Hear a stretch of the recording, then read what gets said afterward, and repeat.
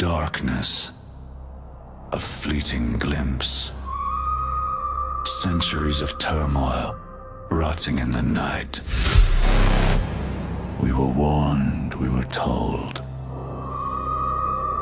And now, the collapse is here. We tried to warn you, we tried to fight. And now we have no choice but to run. Welcome to the jungle apocalypse.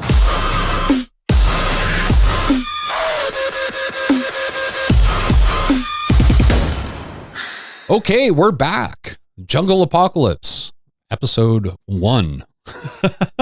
After a long hiatus, me and Mike are back at the mic, and we're just going to go over current events, talk about some weird things that are going on, and we'll be back every week.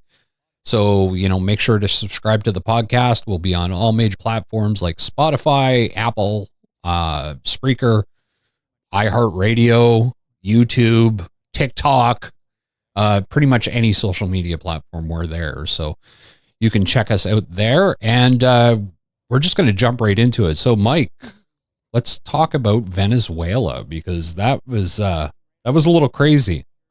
Well, yeah, that came right out of left field. Like, yeah, sure. The U.S. was starting to do their little bit of I guess you could say like peacekeeping and catching drug smugglers and stuff. But then like when they went after Maduro there, like that was intense. Like some of the reports I've heard coming from some of his guards, like people were like his fellow guardsmen were bleeding from their noses and ears, and it was sounding like they had the voice of God in their head.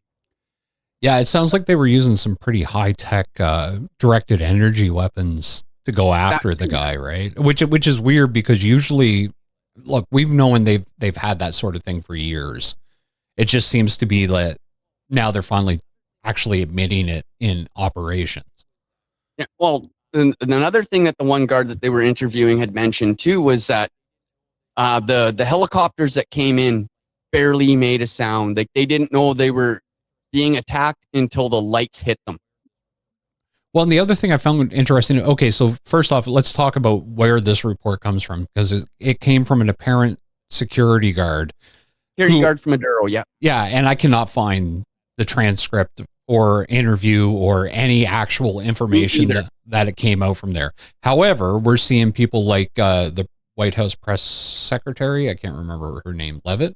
Is that Pam Bondi? Oh, I seen it from Caroline. Yeah, Caroline Levitt. Yeah. She tweeted about it, and then it seemed like the mainstream kind of picked it up. But like I said, I cannot find any actual confirmed report that this actually happened. It's all speculation at this point. Yeah, I'm getting my sources from Reddit and Twitter, or X, I guess is what they call it now. And that's what they were like. The reports are coming from there. They didn't have any like images of the guy that they were talking to, not even like the blacked out silhouette stuff that you used to see on the old news reels where they had like the witness to something that was hiding their identity on the news. Yeah, they didn't even have that. So like it is kind of speculation on that front, but like it's not the first time that we heard stuff like that either. Like there was the same reports coming out when Bin Laden got nailed by the SEAL Team 6. Or when in Iraq, remember when during Operation Desert Storm, where the Iraqi soldiers just suddenly laid down all their weapons and stopped fighting? Yeah, and then again, the guards for Saddam Hussein were saying it was like the voice of God speaking in my head. Exactly. So I'm guessing whatever they're using, and it's probably really developed technology at this point. I mean, I think we all know that the various militaries of the world, not just the US, but China, Russia, probably even the UK, France, other big military organizations have this type of technology. Oh, guaranteed.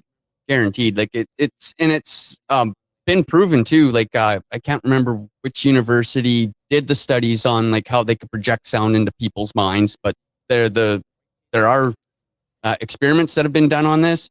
You can go and find the white papers on it and read all about how they can actually project sound into the human mind. Yeah, it's a little crazy to think of. Imagine just sitting there, getting ready to fight a battle and you hear the voice of God in your head, you'd almost have to like give up. Yeah, pretty much. Like, what you wouldn't even know what was going on. Well, exactly. Like, it seems like, I don't know. It seems like we're moving into a new style of warfare, where a lot of these top secret programs that have been rumored for years are finally being shown a little bit. And I think it's all in preparation for the coming world war that we're staring down, right? Like, it's good. I guess it would make sense if you're trying to keep the Russians and the Chinese to be like, hey, back off. You could start letting these things out. Well, hey, that brings us back to the Venezuela thing. In the last couple of weeks there, Putin started going off on Trump for seizing the oil shipments that were headed over to Russia from Venezuela. And yeah, he's not very happy about that Ghost Fleet getting picked up there. Well, and it was just after that he dropped that hypersonic, new hypersonic not intercontinental, what is it, medium range ballistic missile that, with the hypersonic warheads that have no explosives in them. They're just kinetic energy. Yeah. Like, rods from God, but from actual on land, not from space. Yeah. Like, they talked about the rods from God scenario for years and we never really saw anything about it. But now all of a sudden we've got hypersonic missiles that can do that sort of thing. So it's kind of crazy. Well, that goes into to show you that the rail gun technology is probably a lot further more advanced than what we've been led to believe. I was told, well, geez, that was back when we were initially recording these podcasts, back when we got up to episode 100. It was somewhere right around there that I was told that the American military had already installed railguns on most of their warships. Yeah, I can't remember the class or exactly which ones, but there was a good portion of them that had this railgun technology already installed, and that came from a pretty reputable source. Yeah, and they actually have been doing visual tests. Like, they're actually letting the public see the tests of these railguns now. Like, they just had a big demonstration of them last year, I believe, in Hawaii. Yeah, see, like, you got to think that, well, I mean, how many times have we heard that same line that, the military's like 50 years ahead of what we actually know about publicly. And given the technology that we've got, even since we last recorded an episode, it's unreal. Well, let's see, like in the last 10 years, we've seen like internet speeds go from 100 megabits a second to gigabit speeds, which is not anything small. That's a huge advancement in our technology. We've seen the rise of AI. Like, realistically, even our cell phones and stuff, like what those phones are capable of doing now, make the computer that I was first recording podcasts and stuff on look like a potato.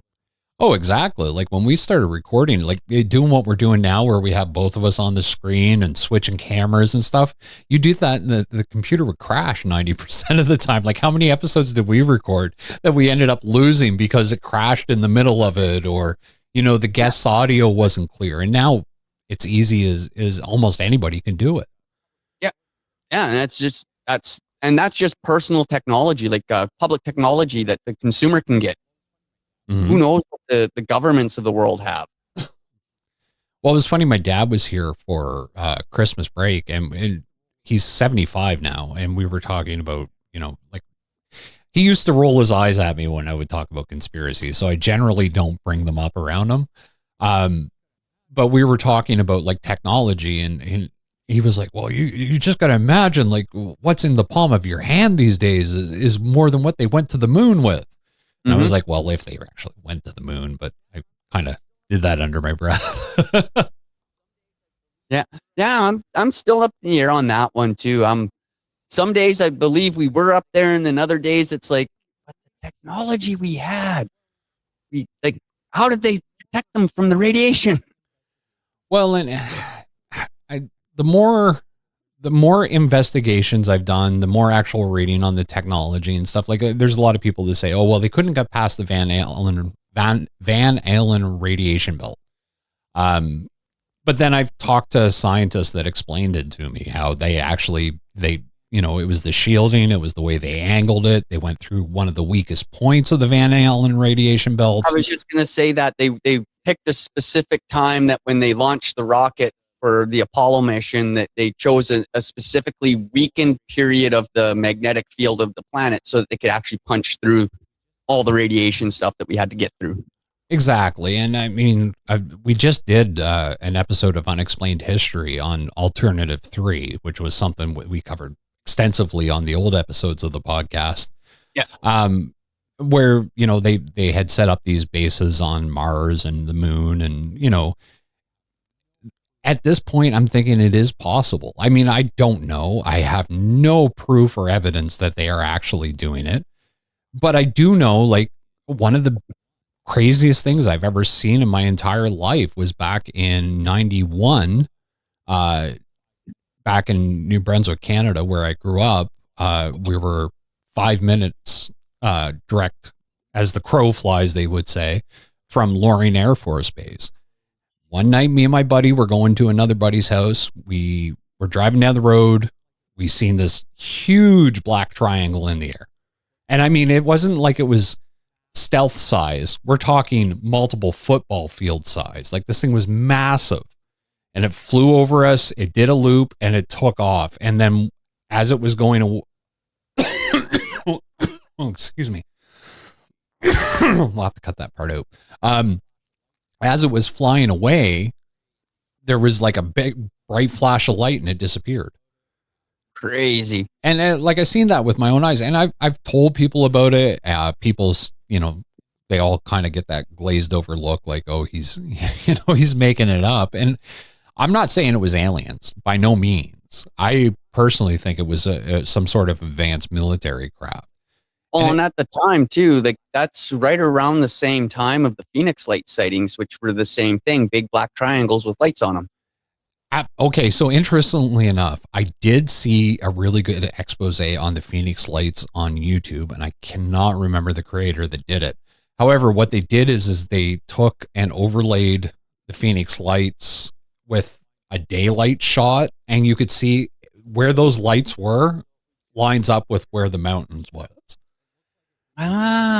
So it was just atmospheric conditions on that one. It looks like it was almost, now I don't know. I would really have to dig into it before I want to speak firmly on it, but it looked like it was street lights on that mountain that just happened to be in that line that matched up perfectly with what the videos showed. Now, whether that's the case or not, who knows? A lot of that stuff, I tend to think a lot of this stuff is put out there as disinformation.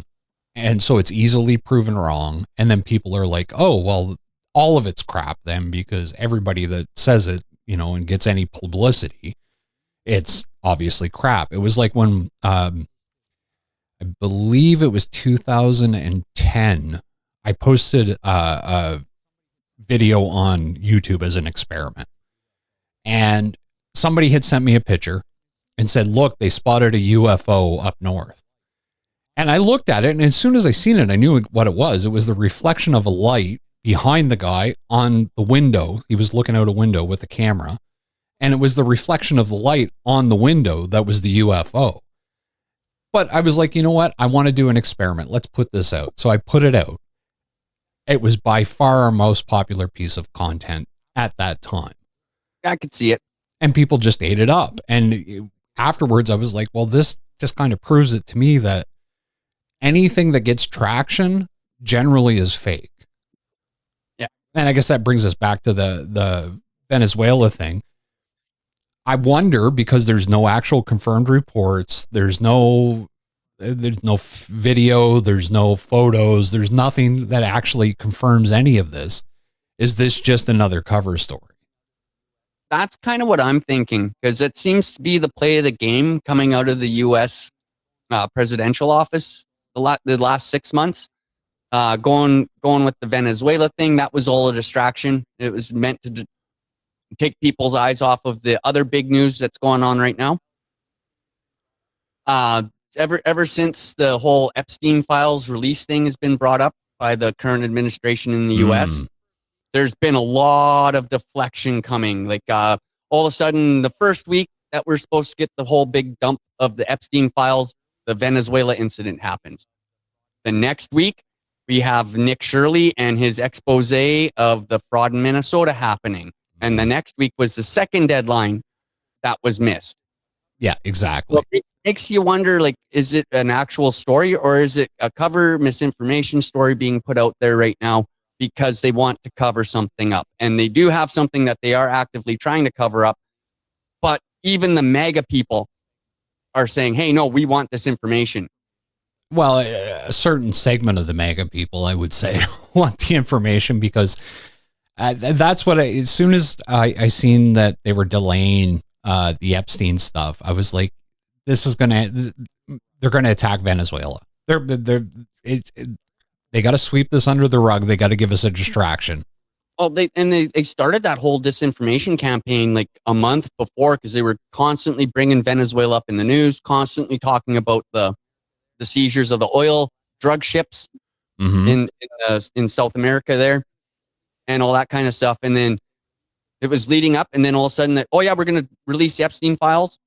They released the same stuff that they released 6 years ago and started doing the whole disinformation campaign. Yeah, it's kind of like I seen a great meme. It was like MAGA, it's okay when we do it. Yeah, I seen that too. I was like scrolling through.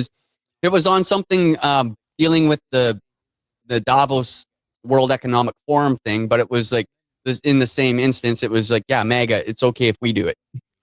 Well, and then right after that too, we had the Trump talking about invading Greenland. Yeah, that's another distraction campaign. Exactly. Like you've seen how he backed down at Davos about it. All of a sudden he's like, oh, no, we're not going to use military force. We want it, but if we don't get it, we're going to be upset. Well, and then looking back at the whole tariff thing, when he started attacking Canada and the rest of the world with tariffs, that was when they were first talking about releasing all the files. Mm-hmm. And then all of a sudden Trump's distracting everybody with his tariff stuff. And that worked for like a month and a half. Everybody was focused on the tariffs.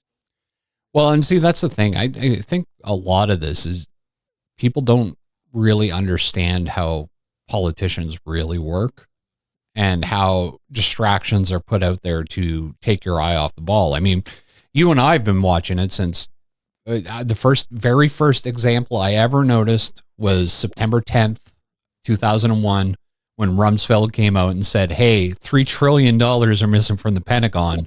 And the very next day, the spot where all the records is blowing up and we are totally distracted by 9/11. Yeah. And they've been doing this kind of thing forever. Like even when you think about it, Pearl Harbor itself was a distraction. Yeah. You want to go into some details there? No, there was a whole bunch of dirty dealings with both sides of the war in World War II, and Henry Ford, and a couple other big businessmen in the States there were implicit in selling arms and munitions to the Nazis, as well as fuel and all that other kind of cool stuff. Everything that you need to run a war campaign. Well, they basically, the U.S. was hedging its bets and selling to both sides. They were doing the Lend-Lease program with Great Britain and Russia. And at the same time, they were selling arms and oil to the Nazis. And then the American people were starting to catch wind that they're actually helping the bad guys. So then all of a sudden they had to do Pearl Harbor. I don't think Pearl Harbor was an inside job. I think the Japanese were actually planning on doing it. The American government knew that the Japanese were eventually planning on doing it, let it happen so that they could get and side with the side of the war that they wanted to be on, which was the side of the British. I guess the Allies. And if I remember correctly, weren't all the ships all anchored in a way that made them impossible for them to get out, and the planes were sitting on the runways with their noses pointed towards each other? Yeah, there was the way the planes were docked, And the ships were docked. Not only were some of the ships docked, but they were also doing a massive refitting and overhauling of a bunch of the engines at the time. That's why the whole Pacific Fleet was basically in dock in Hawaii, was they were there to be retrofitted and like fixed, like basically having like new engines and stuff put in, or like repairs on engines, panel upgrades on the ships, things like that. So they were basically in dry dock when they got attacked. Yeah, see, this is the thing. I'm pretty convinced that most things that we know as recorded history are at least skewed quite differently than how they actually happened. I think I got sent an interesting video yesterday.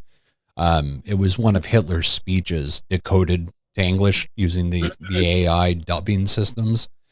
And listening to him talk, it sounds exactly like what Trump would say.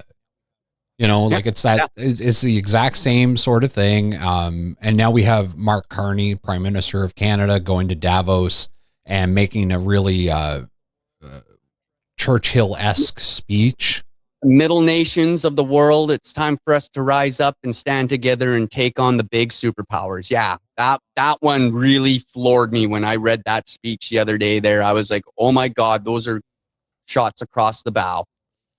Well, yeah, and it's very, very similar to the way World War I went down. I think everybody wants to compare, you know, what's going on in America right now with the Nazis and World War II, but in reality, I see it much closer to the Austrian-Hungarian Empire and what they were doing in World War I. Well, there's another like interesting comparison between the two states. They were both at the point where empires collapsed. The Austro-Hungarian Empire was reaching its 250th year during the First World War. It was getting close to that point in time where empires collapse, and which is usually between the 250 to 300 year mark for an empire. If you go back, every major dynasty in Egypt didn't last more than 200 years. Yeah, exactly. So we're seeing, well, and I mean, at some point, this quantitative easing and the insane amounts that all Western governments owe to international bankers, you know, we're at the exact same spots. It's time for a new world order, and they're getting ready to pull the drug. And that's World War I was. Look at what happened at the end of World War I. There was 2 royal families left in all of Europe at the end of World War II. That was the Dutch and the English. Exactly. And it provided the collapse for the empires and became more of this world order that we knew prior to the last few years. Yeah. It ushered in the era of the United States and the great Western nations. Well, it was interesting. I had a conversation with a guy that had moved here from Taiwan. He was an expat that had been teaching in Taiwan since he graduated from high school. And one of the things that he said to me that really stuck home, like we were talking about why he left, because I was like, well, why would you leave? You know, like it seems like you had a pretty good deal. And he's like, honestly, I was just tired of waking up every day and seeing Chinese jets buzz my house.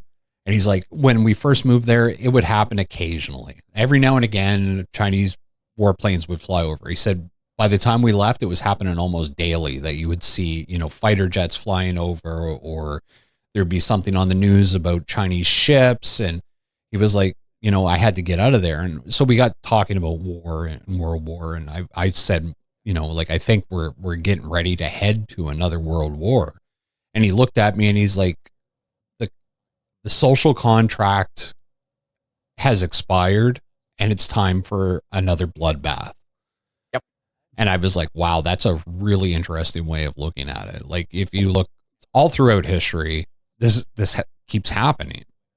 It just, now we're in a globalization scale where the world's so interconnected, it's bound to be another world war, not just, you know, the American Revolution or multiple different wars.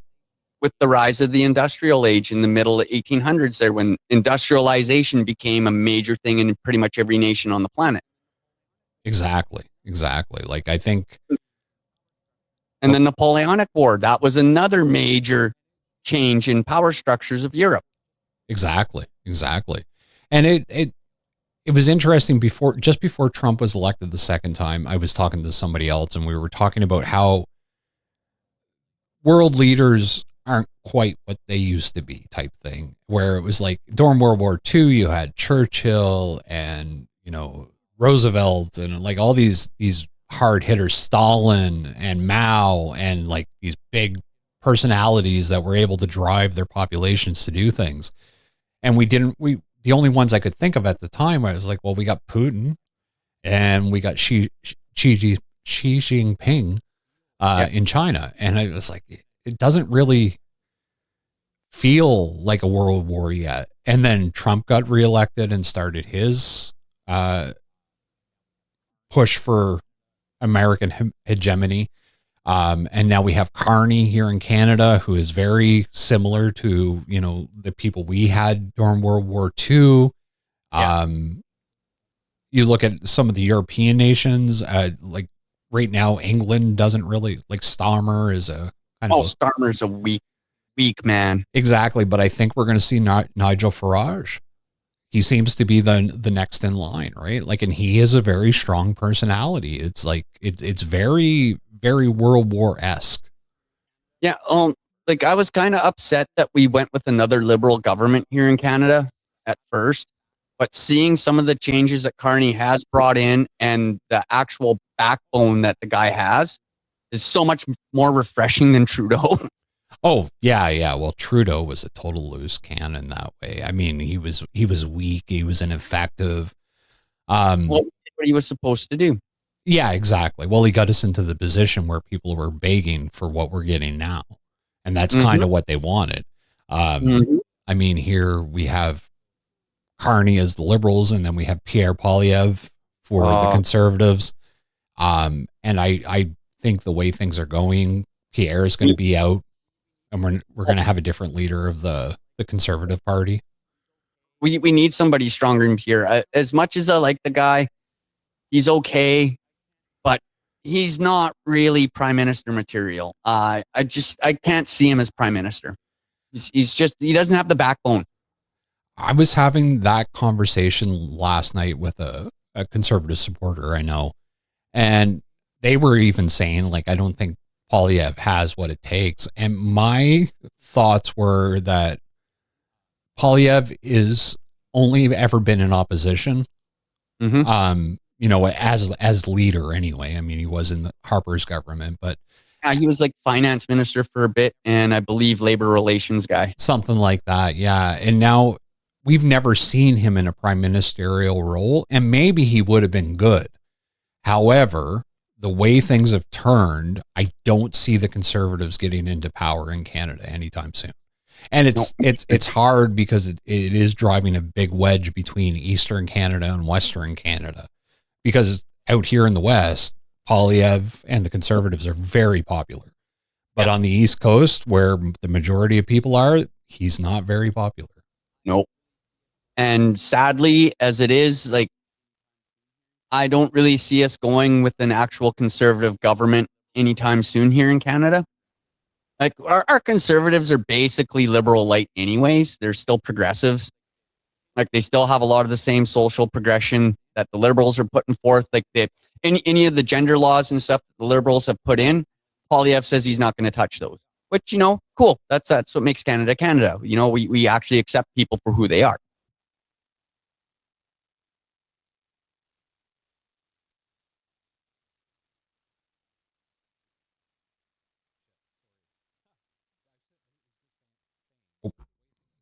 Shit, sorry.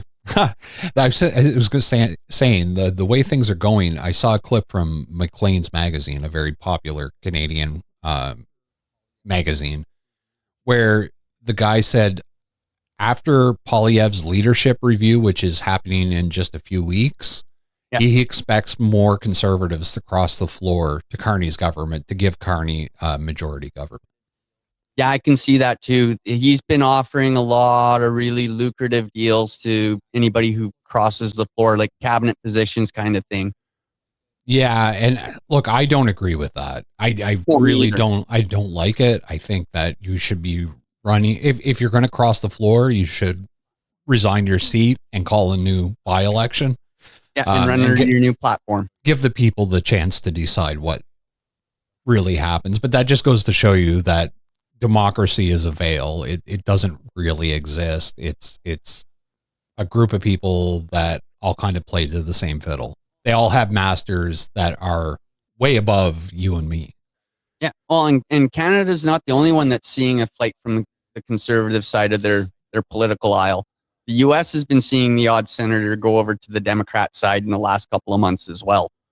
Yeah. Well, and this is the thing. Like, I think we're headed down a road where the lines are going to become very clear, where they're going to kind of all gang up on one side or the other, depending on what the base wants.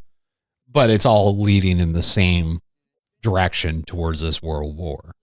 Yeah. Oh, it totally is. And it's been, the rumors of this current situation that we're in have been around for at least the last 20 years, and for sure for the last 10. Because one of the last podcasts we ever did was making the prediction of the current Russian-Ukrainian war that's going on right now. And it pretty much happened right in the timeline that we said it was going to. Yeah, it was funny. I was watching, you remember Bill Ryan and Project Camelot? Yeah. I was watching his video where they had some sort of Masonic insider that had revealed a bunch of stuff to them. And I went back and listened to the interview yesterday, and I thought it was really interesting because we'll put it in the show notes. They talk about a lot of things that have happened, but their time frames were way off. Like they were like, oh, in the next 18 months, this is going to happen where China's going to catch a cold. Well, we did see that, but it didn't happen in 2011. It happened in 2020. Yeah. And then after that, we were going to see a world war. And then after that, we would see the grand disaster, pole shift, Planet X, whatever it ends up being type thing happening, where a geophysical event. What's that? I'm going to go with the pole shift myself because in the last 6 months, the North Pole has shifted the furthest it's ever shifted into Russia since we've been monitoring it. Yeah. And look, for the people that don't know, I live in the Northwest Territories of Canada. I'm way up north. Last week, was it last week? Yeah, last week on Wednesday, it was 4 degrees above zero here. Never, ever have seen anything close to that. Yeah, it would warm up a bit. We get -5, -10, we'd see those shifts. I've never seen it above zero. And all day it was like that. Everything melted. The very next day it was down to -30. Last Wednesday here in Saskatoon, we had rain in January. We never get rain in January, ever. I've lived here for almost 50 years and I've never seen rain in January. I've seen warm weather where it's like +5 that lasts for like a day or two, maybe 3. And then it goes back to the -30. But we actually had rain last Wednesday here in Saskatoon. And we're seeing this everywhere. I mean, last summer, our swamps dried up here. We're in a very swampy area. Yeah, everything was bone dry. Yeah, and I'm talking to people back on the east coast of Canada, and they were seeing the same things. Like this dry spell went clear across the country, and like unprecedented. Saskatchewan's been in a drought for the last 10 years, so we didn't really notice anything different because that's just been the way it is. Like we get rain maybe 3 or 4 days out of the summer for the last 10 years here. And yeah, like last year, so we didn't really notice any change in that. But then you go down further south, like where my mom lives, close to the American border there. And yeah, it was just a dust bowl down there this year. The farmers were having a hard time growing anything. Any of the ranchers that were like raising beef cattle or sheep, anything like that needs grazing. They were having to supplement their meat, like supplement their livestock with feed instead of just letting them free roam. Because there just wasn't enough grass growing to feed the herds. Well, it really reminds me of Alternative 3. Like I keep telling people, go watch that documentary.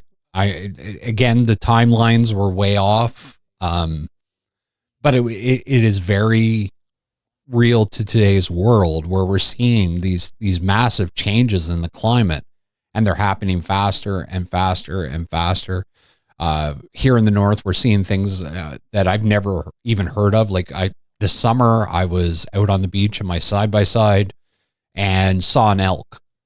And then there's never been any reported sightings of elk anywhere near here. No, elk usually don't go that far north. They usually stick to the bush line here, like where the boreal forest starts in Saskatchewan, which is about halfway up the province. That's usually in that area. There is where the elk like to stay. Sometimes they get a little bit further south here in Saskatchewan, like closer to Fort Capel and Capel Valley. But that's like close to the southern Saskatchewan, but it's also like a boreal forest area. Well, exactly. Like these things aren't normal as far as seeing, like, to see an elk this far north and this far west or east of the Rockies. Now, apparently, I did look it up. There have been occasional reportings of elk in the Nahanni National Park, which is, I don't know, 500 miles west of me. Yeah, it's like the very farthest west part of the Northwest Territories that you can get, pretty much. Exactly. Like that's in the mountains, in the Rockies, and it's quite a ways away. And then it's only been a couple that they have reported. But here, it was crazy. I was, so the way the beach here works, there's one section that everybody uses, and then there's a little river.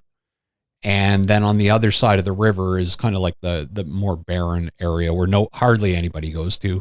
A few summers we've been able to get up there and go check it out.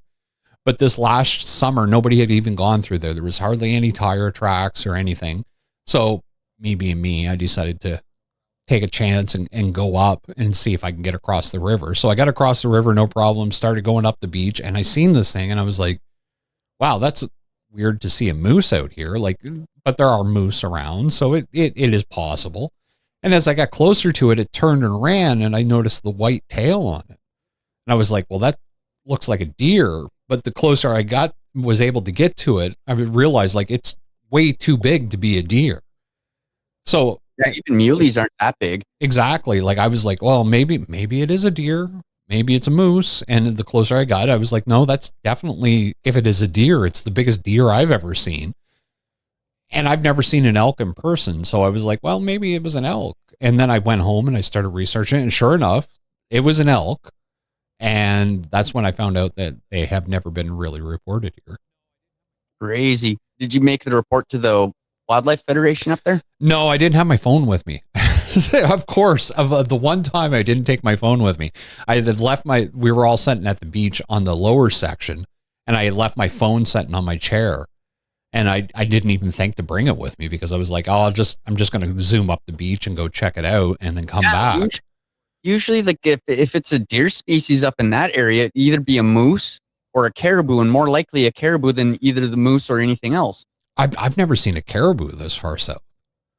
I'm sure they come, like, I don't want to go out on a limb and say they've never been here because I don't know, but I've never seen a caribou this far south. I've seen them up in Yellowknife and those areas, but I've never seen a caribou the only type of deer type animal that I've seen was a moose.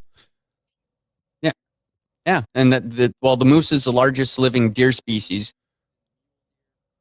And then I think it's the caribou's the next one, then the elk, then the mule deer, and then the whitetails. Whitetails are really small, like they weigh less than I do. Well, the caribou here, anyway, I don't know if there's different types of caribou, but I know the caribou here are much bigger than dogs. They're very small animals. They're really tiny. So oh yeah, that's right. Reindeer aren't that big. Yeah, no, you're right. They're a little bit smaller than an elk, actually. Yeah, I think it's moose, then elk. It could be. I'm actually going to play a video here on screen. This was taken the 13th of January here in the territories. Let me bring it up on screen. And as you can see, there's a bear running across the ice on the 13th of January, which was unreal. Like I looked it up, and yeah, it does happen. Occasionally a bear will leave a den early. It looks like it was maybe 2 or 3 years old. Like it's not a very big bear. So maybe he just didn't know any better and got out. But we've all found it really strange that this was seen. Well, that's not the first bear I've heard of waking up early. There's been reports down in where was it? Somewhere in the States. I want to say Wisconsin.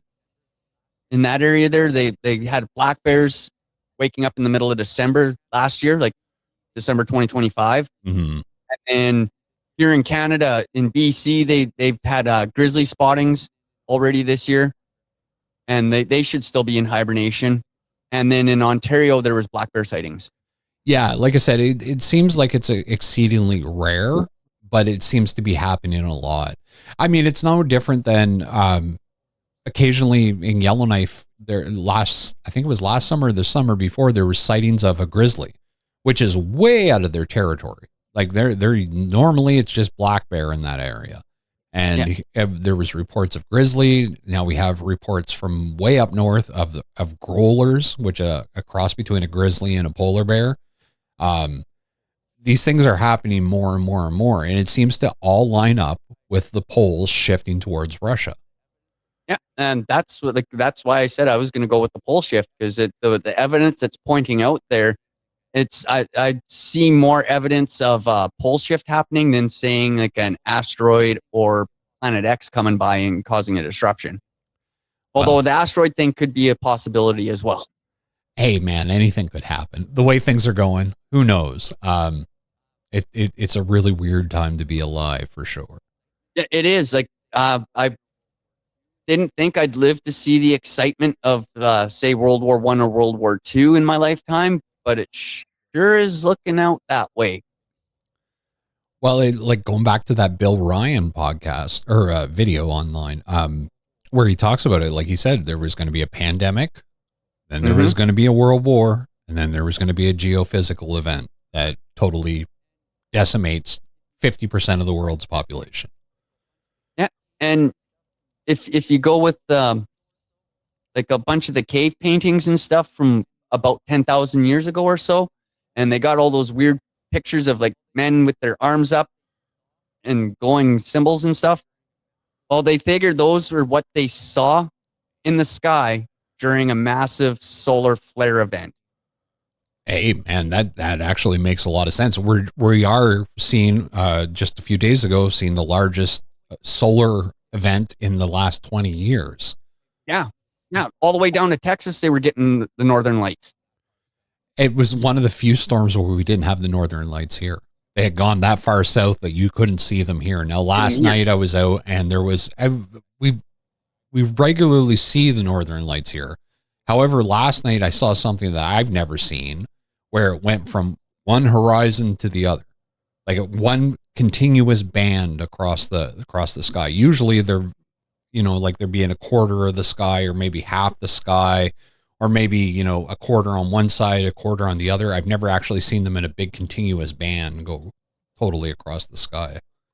Yeah, no, I've seen them where if the band does go across the whole sky, it's a very, very, very faint bluish green light with a little bit of purple on the edges. Yeah, exactly. Like these were pretty massive. And I mean, we've had some great aurora sightings all year this year. Much more than any other year that since I've lived in this area anyway. Some of the photos of the auroras that I've seen, like when not this last big storm, but the one just before it, like about 6 months ago or so, it looked like angels in the sky. Yeah. And I could totally see why, if our ancestors were to see something like that in the sky, they would think that there are angels and such out there. Because like it looked just like it had a head and it had arms where it was like reaching out, and then in behind it had these big wing-like structures. Exactly. Well, the Inuit have his stories that they tell of not being out on the ice during the northern lights, because the northern lights would come down and grab you. Yeah. Which is, now, were they actually like grabbing a hold of them? I don't think so, but you imagine a big solar event, a weakened protective layer. Yeah, magnetosphere. maybe those lights came down and just evaporated them, right? Yeah, that's a possibility. Like it's crazy what the Earth is capable of accepting, and what our solar system is capable of putting out. Like, just like looking back to the that one incident where it was lighting the telegraph wires on fire in the 1800s, when they had the first Carrington time event. solar flare affected electrical equipment. Yeah, Carrington event. Carrington event. That's it. Yeah. And I want to say the Tunguska event. That was the bolide that leveled 100 and some miles of Russian forest. well, that's what they think. The mainstream scientists think. If you find, I always want to be careful about speaking out of turn here because I've never actually researched it. I'm going off of third-hand information. But apparently Tesla was working on his super weapon at the exact same time that the Tunguska. I've heard that happened as well. When Tunguska happened, they also blamed him for Krakatoa too. Hey man, look, anything's possible these days. Well, hey, when you look at it, Krakatoa, they heard that thing like almost 10,000 miles away when that volcano went off. Exactly. Like there was a lot of interesting incidents like that while they were working on such types of weapons. So right back to where we started off talking about Venezuela, you got to wonder. Yeah, well, that's the thing. Like how many things, like speaking of Venezuela and Trump there, who knows what his uncle John got his hands on when he went and confiscated all of Tesla's papers, notes, and equipment after he died. Well, see that's another thing too. Like you kind of got to wonder, and this whole thing with what was his name, Lockwood, the guy that wrote Barron Trump's Mysterious Adventure, and then The Last President, Lockwood Martin or something like that, or Martin Lockwood. The Lockwood is his last name, I believe. Yeah, and weird stories. Like I read the Barron Trump's Marvelous Journey Underground or whatever. Really interesting that he would pick that exact name, and then his next book be The Last President. And I'm sure people in this audience have heard this a million times about Barron Trump's advisor being a guy named Don. Yeah. And now we have Barron Trump running social media for the White House. So, oh, that's what he's doing. I kind of figured he'd be up doing something there. It looks like Trump's trying to groom his whole family to be politicians now, which is interesting because like our political systems, we're not supposed to have any dynasties in our political systems that we have here in North America and Europe. Yet we're starting to see a rise of dynastic families. Look at the Bush family. Now you got the Clintons. Chelsea Clinton's starting to run for political offices now as well. You got Trump's daughter, Ivana. She's married to Jared Kushner, who's like the liaison for the Trump administration in Israel. And she's been kind of going off talking about how she would like to run for president once her father's done. Mm-hmm. And then you got Barron Trump being groomed as well. And then I think Don Jr. is going to take a run at it as well. I'm surprised he wasn't named head of the CIA. I kind of figured that's where his dad was going to put him. I don't think people would be ready to quite accept that much nepotism, going on in politics yet. But we do seem to be heading that way. I mean, we just had it here in Canada where Pierre Trudeau's son, Justin, came in and did the exact same things his father did and damn near ruined the country. And now we're seeing, and look, I'm going to make a prediction here that Pierre Poilievre is going to be done as leader of the Conservative Party, and Ben Mulroney will be his successor. You just read my mind because I was just going to bring that up. Well, rumor has it that Ben's actually wanting to take over his dad's old job. Well, I found it really interesting that just as Pierre was taking a lot of heat in the media. Ben Maroney clips started popping up on my social media feed quite regularly, and he's being very conservative all of a sudden for a guy that introduced Prince Harry to Meghan Markle. You know, like he comes from what they call the Laurentian elite here in Canada, and gave Trudeau the softest of softball questions when he interviewed him. Because the two of them are actually really good friends. Go figure. Just like Pierre and Brian were actually really good friends because they both went to the same university. They took the same law classes together, and they were pretty buddy until the political thing, and then they put on an act. And when Margaret Trudeau had her meltdown, who was the doctor that treated her? Brian Mulroney's father-in-law. That's right.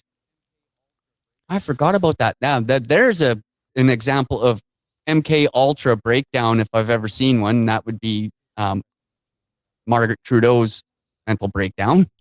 Well, it's interesting that she ended up at the same hospital that all the MK Ultra experiments happened at, and like I said, being treated by Brian Mulroney's father-in-law, who studied under what's his name? Oh, Ewan McCameron. The doctor's name, McEwen. Yes, yeah, he studied under McEwen. I think it's Cameron McCameron. Cameron McEwen.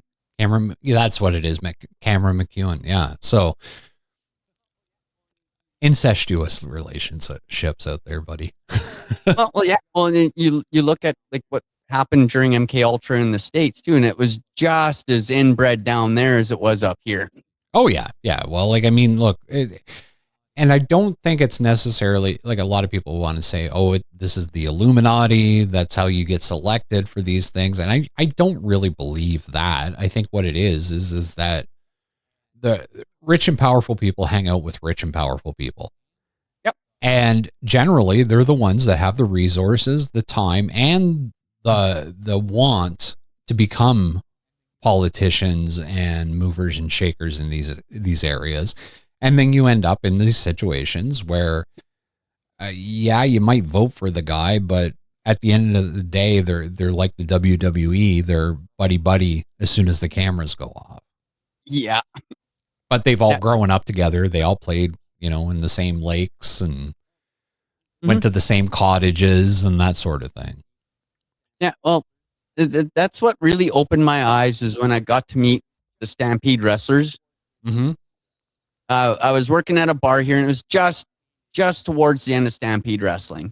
And the bar I was working at, they all came in after their show here in Saskatoon and had a couple of drinks. And while like you had the heels and the baby faces sitting there hanging out, chatting, laughing, and just having a good old time about the whole thing. And that's when I started realizing like, well, politics and pro wrestling are a lot alike.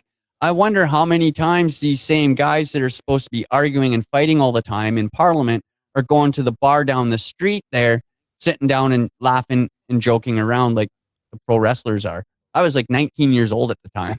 Well, I mean, how many times have we seen photographs in the media, or I shouldn't say the media, the new media online of, major politicians from both sides of the aisle hanging out, news reporters and stuff. They're all hanging out together afterwards. And you kind of have to wonder like how much of it is actually show and how much of it is, an actual political realm. Well, it's like all the talking heads going off saying, well, if there was something in the Epstein files about Trump, they would have released it already.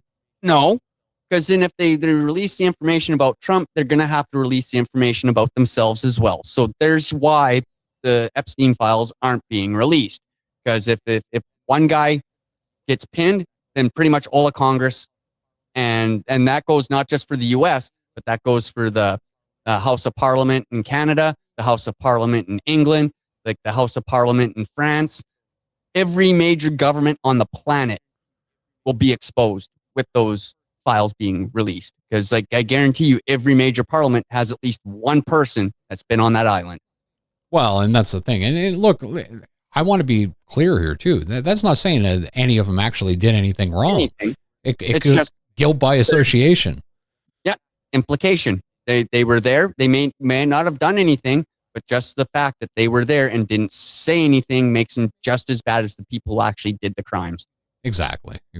So, or maybe they like the way I look at it is maybe they were there and they were just like, oh, this guy's got a cool island. Like, we're jet skiing, we're hanging out. Like maybe they didn't know about the underage girls, right? Like, who knows? But the public, as I think I've seen a lot in the last few years, especially, they will believe when the masses get convinced of something, they will believe it regardless. So 100%. Even if you hadn't done anything, the guilt by association is enough to destroy your career. And for that simple fact, I don't think we'll ever see the Epstein files. No, not in our lifetimes. Maybe our grandchildren's grandchildren will see them, because it's just like the JFK thing. All of a sudden, now that most of the major players in the JFK assassination are dead, all that information is starting to come out now. So once everybody who's currently involved in the Epstein thing finally kicks the bucket, that's when we'll see it all released. So that's probably 100 years from now. Well, we might see a controlled release like we have with JFK, because I still think there's a lot of information about the JFK assassination that has never seen the light of day, nor will ever see the light of day. No, because too many powerful organizations will be brought up, and those organizations can still feel the brunt of justice. Well, it's like Nixon on the Nixon tapes when he's talking to Alan Dulles, the director of the CIA at the time, and he says like he knew what happened to Jack. Well, if he knew, but he was obviously scared of Alan Dulles, which, knowing what we know now about Mr. Dulles, it's a good reason probably to be scared, but because it might not have been the CIA that got you, but most likely one of his mafia assets would get you. Exactly.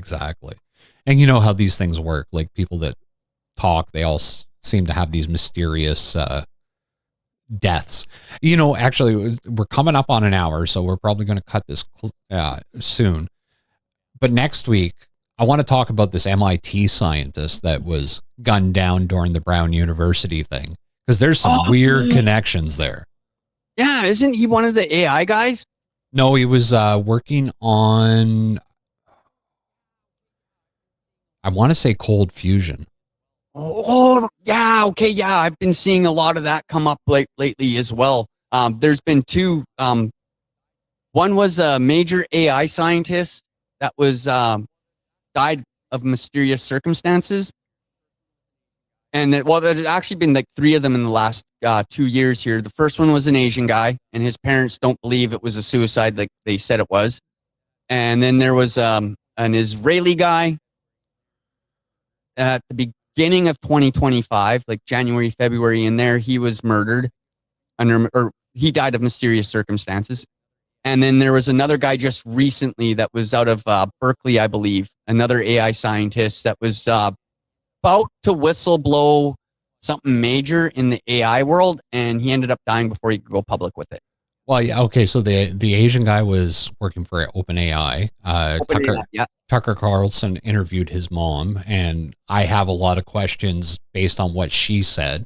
But these are all things I before I start talking, I always like to do quite a bit of research, because it's very easy to hear what's said on social media and fall down a rabbit hole that has no actual evidence. Yeah. Well, it's like with the TR3B thing, like there's lots of people talking, and I've only seen one video that was anywhere close to being what I would consider legit, and that's the one you shared with me, I think, yesterday. I'm actually playing the one I shared with you over Mexico, where the lights are flashing on it. I'm playing it on screen right now. A lot of people are saying it's AI. I don't think so. And I just say that as somebody that spends a lot of time doing video with AI. I'd be very surprised. Now, it could be some really good CGI, but I would actually have to get a better quality copy of it to be able to save it. Yeah, is that the one where the triangle is like looks like the sky? but you can see the edges of the triangle. No, that was the second one I sent you. That was from That was one of the more convincing videos I think I've ever seen. Yeah. This one's the one where it's just a big black triangle in the sky and it's flashing, and apparently was taken over Mexico. Yeah. Okay, I remember that one now. Yeah, that was it was a couple days ago. You shared that one. Yeah. And yeah, it was like over the desert. Yeah, I'm not sure where exactly it was over. I do know that, like, just based on what I'm seeing on screen, I have a hard time saying it was CGI, and I have a really hard time saying it was AI. I know AI can produce some really convincing evidence or fakes. However, this doesn't really look fake or look like AI at all. Yeah, because like the way the shadow was on the ground, like the way the video was shot, and you could see like the triangle in the sky, and then when the guy kind of panned down a bit, you could see the shadow on the ground. And I haven't seen too much AI where they got the shadows correct. I'd actually have to look and see if I can find that video, because the one I have is just them showing it in the sky, the one that's on screen right now. But what kind of gives it away is that when the lights flash, it lights up the clouds. Yeah, that would be a good giveaway too, because that's not something that AI would pick up on. No, and the way it's actually lit, it's hard to say. Like I said, I'm gonna have to actually do a real good analysis this week and make sure. But I'm gonna say 90% sure that this is some sort of real video. Now, a little caveat there: this could be a drone. It could be a hobbyist drone that built it, and it's just sitting there in the sky, and it's flashing lights, and the way the angle of the camera looked at it. Well, that's the thing. I don't know if you've been paying attention to the recent updates out of Dragonfly. Dragonfly? I'm not sure. The drone company Dragonfly. Oh, no, I haven't been paying attention. Well, they now have these drones that they're trying to sell to apartment buildings, skyscrapers and high rises. It's basically a drone that will carry you to safety if there's a fire. Yeah, see. Drones are making some really big leaps in technology, and to make drone technology is amazing. Exactly. And like, as far as this being some sort of anti-gravitational craft or whatever, I find that hard to believe that they would put something out like that. Mimic so easy. Exactly. And the silent sounds that a lot of these things make, you're not going to hear the rotors on those drones. No, not especially with an electric based engine. So, and just looking at this, like the angle that it's taking, that the video is taken of, it could just be a drone setting, 30, 40 feet up in the air, and it just looks real, and it cuts really quick, and it has all the hallmarks of some sort of fake, but we'll have to, do a little bit more research into it. But it's definitely not AI. If it's CGI, it's really well done CGI, but I'm going to say it's probably a drone. Yeah. That's what I'd go with, the safe bet. And that's the thing too. Like if they got drones that are able to pick a person up, like they're rated for like 250-pound man. So if they could pick that kind of weight up, who's to say they haven't upscaled something already that could fit a whole platoon of guys on it and insert them into a place that needs to have somebody inserted into? Well, you remember, it was a little while ago, they were talking, actually it's been a couple of years, I guess, where down somewhere in South America, they had the aliens that came out and grabbed the people, but they were flying on like little drones. Little drones. Yeah. That's what I was getting at. Yeah. So who knows? The Brazil alien thing, that's been another one that's been popping up quite a bit again in my YouTube feed, X feed, all my different social media, has been the Brazil aliens from 2023. Yeah, exactly. So who knows? And the mall aliens in Florida too are another big one that's been popping up again. I still have a lot of questions about that one too. Maybe we should dive into some of those next week, because there was a lot of things that happened since we last recorded that we could talk about. There's so much, and like a lot of it correlates to the stuff that we talked about previously, and kind of disproves and proves a bunch of the stuff we used to talk about. Exactly. All right, folks. I guess that's it. That's going to be a wrap for this week. But remember our motto: trust no one, question everything. And we'll come back next week, and we'll be talking about all kinds of more interesting stuff. You've been listening to the Jungle Apocalypse podcast. You can check us out on all major platforms. Like I said, we're on Spotify, Spreaker, iHeartRadio, Apple, YouTube, TikTok, Instagram, Facebook, you name it, we're there. So check it out. And if you want more news, every day we're publishing new articles over at unexplained.co. And don't forget to take a chance and listen to our new podcast, Unexplained History. We just released episode 27 on the Baghdad Battery. And then next week we have a show about MK Ultra, where we go through the actual history in real depth on verifiable facts, and the Perry Reese map. So that's the map of Antarctica that was found in 1530. So check those out. And if you have any questions or whatever, use the contact form over at unexplained.co. Sign up for our newsletter, where you can get the news stories and the podcast directly to your inbox. And as always, thanks a lot.